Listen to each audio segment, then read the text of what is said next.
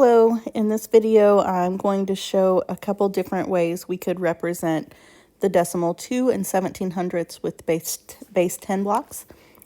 First of all, to review our base 10 blocks, we have a large cube, we have a flat, we have a long, and we have a small cube. Each of the pieces is 10 times the size of another piece. And so I need to decide, here I've got ones, tenths, and hundredths. I need to decide what I want each block to represent. So I could say I want the big cube to represent 1, which would mean the flat, which is 1/10 of that size, could represent 1/10. And that would make the long represent 1/10 of the flat. 1/10 of 1/10 is 1/100th.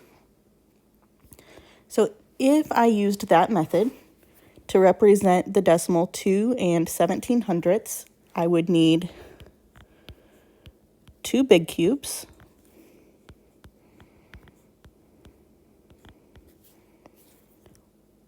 I have 1/10, so I would need 1 flat. And then I have 700ths, so I would need 7 longs.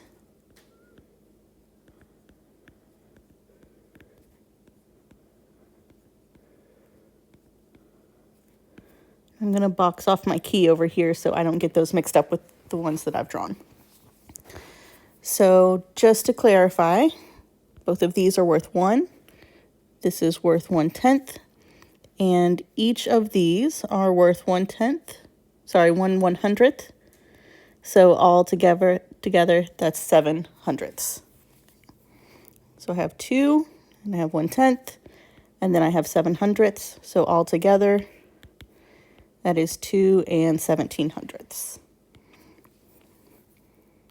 This question down here, the second question, how many whole hundredths are in 2 and 1700ths?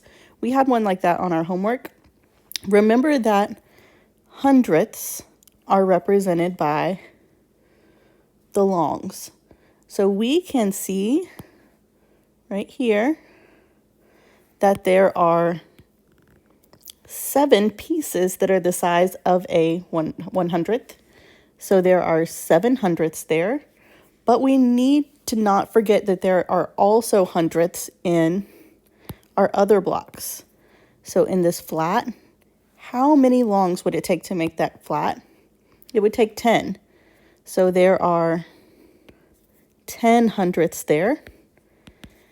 And then we have 2 big cubes.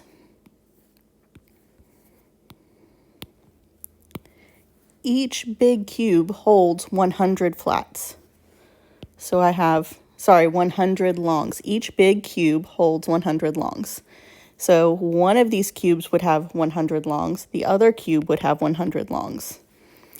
That means I have 100 100ths here, 100 100ths here, 10 100ths, and 7 100ths. So all together, that is 217 hundredths in this decimal.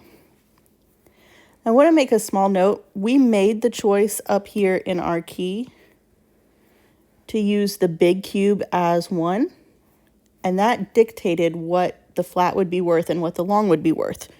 We could have made the choice to use the flat to represent 1.